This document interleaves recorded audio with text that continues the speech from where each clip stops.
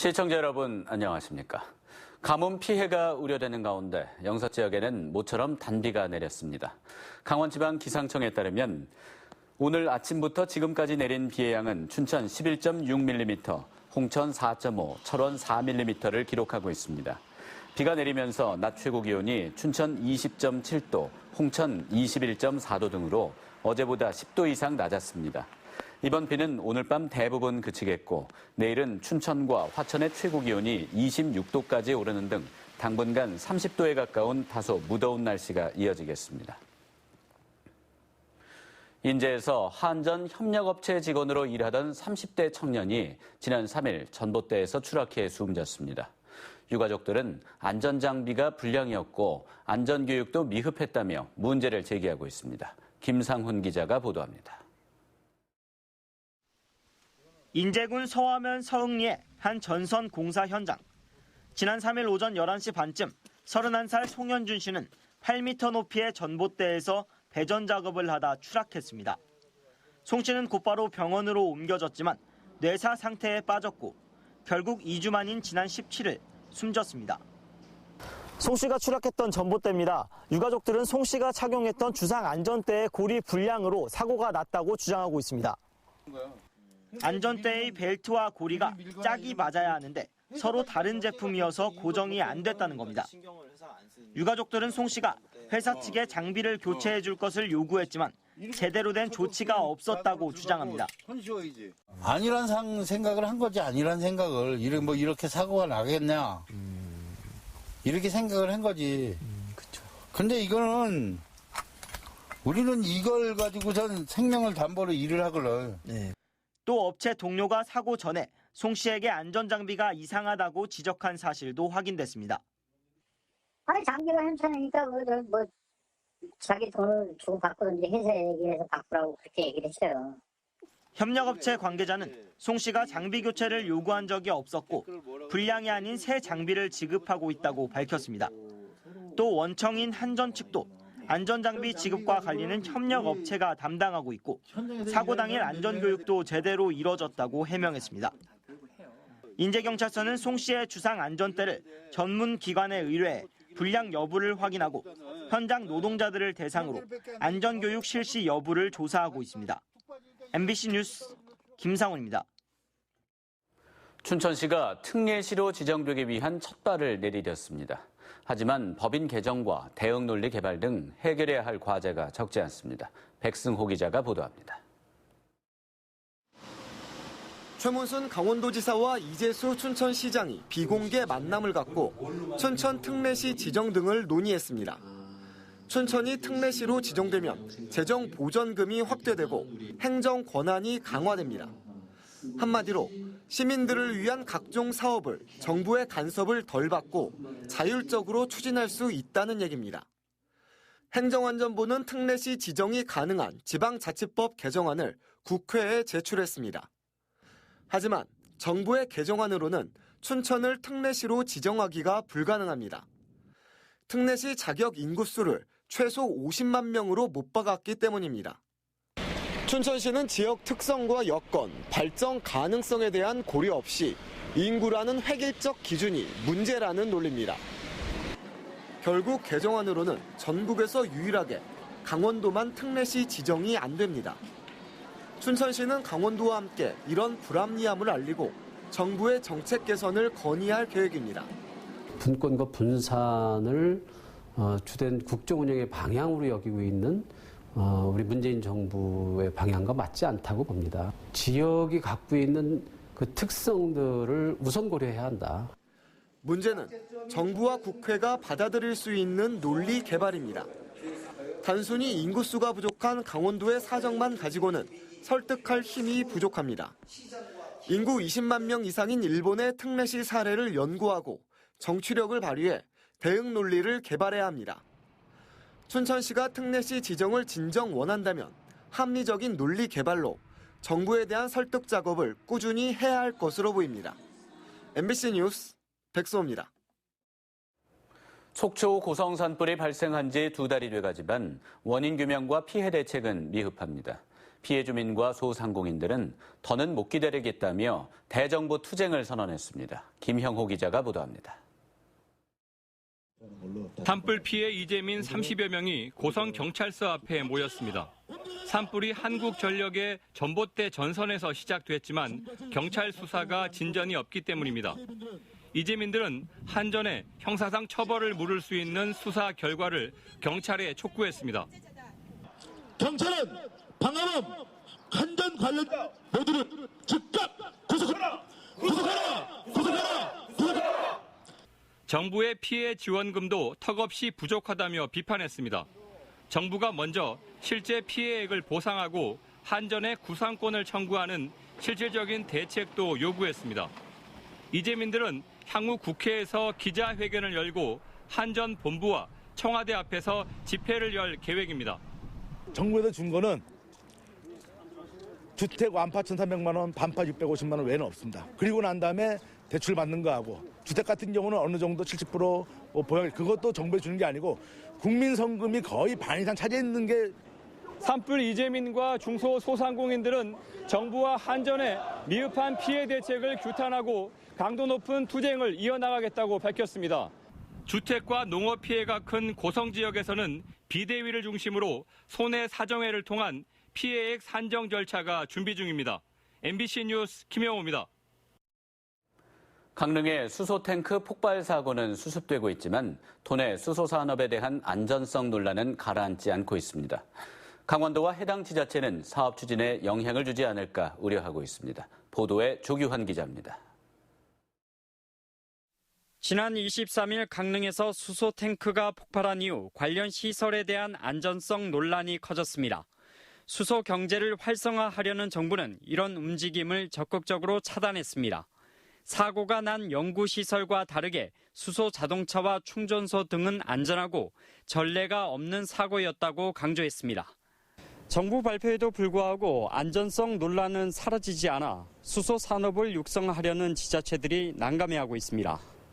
가장 신경을 쓰는 곳은 삼척시입니다.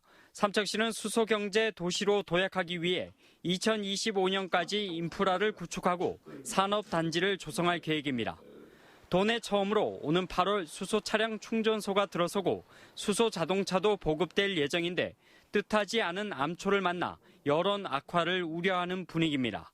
안전에 우려가 있는 만큼 지역 주민에게는 홍보를 강화를 하고 또 이제 시공에 있어서 국제적으로 공인된 제품을 사용하여 안전이 최대한 확보되도록. 이달 초 국제수소 포럼을 열며 수소산업 육성에 박차를 가하던 강원도도 당황스럽습니다. 강원도는 이미 계획한 사업들을 차질 없이 추진하기로 가닥을 잡았지만 안전 대책은 고민입니다. 안전성에 대해서는 이제 앞으로 저희들이 생각한 것보다도 더 신중하고 보다 더 전문적인 전문가 의견을 들고 시설물이라든가 계기 같은 거는 확실한 인증이 되지 않은 제품은 사용하지를 않을 계획으로 있습니다. 수소산업 육성에 앞서 안전대책을 재점검하는 계기로 삼아야 한다는 목소리가 힘을 얻고 있습니다. MBC 뉴스 조규환입니다. 요즘 텔레비전 프로그램에서 음식점이 소개되면 갑자기 유명세를 타는 경우가 많은데요. 방송에 출연시켜주겠다며 협찬비 등을 요구하는 사기 행각이 잇따라 식당을 운영하시는 분들은 조심하셔야겠습니다. 조성식 기자입니다. 원주의 한 대학가에서 5년째 식당을 운영하는 이모 씨. 몇 달 전 한 남자가 식당을 찾아 음식을 주문한 뒤 말을 걸어왔습니다. 유명 요리 연구가가 출연하는 TV 프로그램을 언급하며 일대에서 촬영을 계획하고 있다고 말했습니다. 본인이 식당 평가서를 잘 써주면 방송에 나올 수 있다는 것을 수차례 강조하며 협찬비를 요구했습니다. 우리가 이렇게 맛을 보고 평가서를 올리면 그 평가서에 관해서도 와서 얘기를 해주실 거고 여기를 방문하실 수도 있다. 그럼 내가 그분에게 잘 얘기를 해줄 테니까. 인근의 다른 식당들도 비슷한 경험이 한두 번씩은 있습니다. 계속 경기가 좋지 않아 장사가 어려워진 상인들의 약한 심리를 노린 것입니다. 맛집 홍보뿐 아니라 폐업 위기에 빠진 음식점을 다시 살리는 프로그램도 있다 보니 방송을 통해 식당 운영을 개선하고 홍보 효과도 누리고 싶은 상인들은 흔들릴 수밖에 없습니다. 촬영 같은 거 서로 솔직하게 얘기해요. 몇 마디 듣고서 다른 사람 하면서 얘기는 별로 옳지 않다고. 가뜩이나 지속되는 경기 불황으로 어려움을 겪고 있는 데다 희망을 미끼로 한 사기 행각이 기승을 부리면서 상인들의 한숨을 더하고 있습니다. MBC 뉴스 조성식입니다.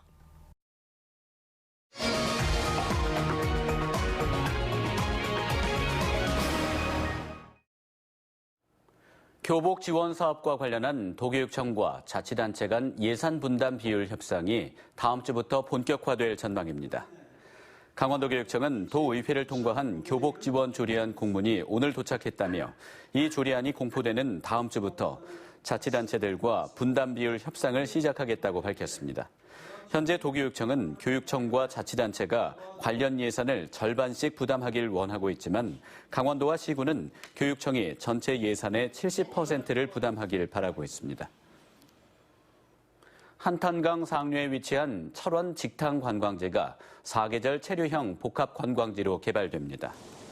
강원도는 주식회사 넵스가 사업비 960억 원을 투자해 총 면적 95,540제곱미터의 호텔과 상가, 키즈 카페 등 모든 세대가 함께 즐길 수 있는 복합 관광지를 직탕 관광지에 조성할 계획이라고 밝혔습니다. 도는 2021년 상반기에 착공해서 2023년 개장하면 250여 개의 일자리가 창출될 것으로 예상하고 있습니다. 법원의 2심 선고를 앞두고 이재수 춘천시장의 선처를 바란다는 내용의 탄원서와 관련해 야당이 정정당당하게 재판을 받으라고 요구했습니다. 자유한국당 강원도당은 오늘 논평을 내고 더불어민주당 강원도당까지 나서서 당원들을 대상으로 자치단체장 탄원에 참여해달라고 당부한 것은 민주주의를 심각하게 훼손하는 것이라고 비판했습니다. 또 도내 기초단체장 재판과 관련해 공무원 등이 관여해 불법적으로 탄원서를 받는 행위 등에 대해 고발 조치하겠다고 밝혔습니다. 경찰이 보이스피싱 수금책으로 활동한 중국 국적의 30살 A씨 등 모두 7명을 검거했습니다. 강원지방경찰청은 이번에 구속된 수금책들이 피해자들에게 개인정보가 유출됐다고 속이고 직접 돈을 받거나 집안에 현금을 놓으라고 유인한 뒤 훔쳐 달아나는 수법으로 17차례에 걸쳐 4억 2천여만 원을 빼돌렸다고 밝혔습니다. 수금책 7명 중 6명은 중국과 대만 국적으로 범행 지시와 교육을 받고 국내에 입국한 것으로 드러났습니다.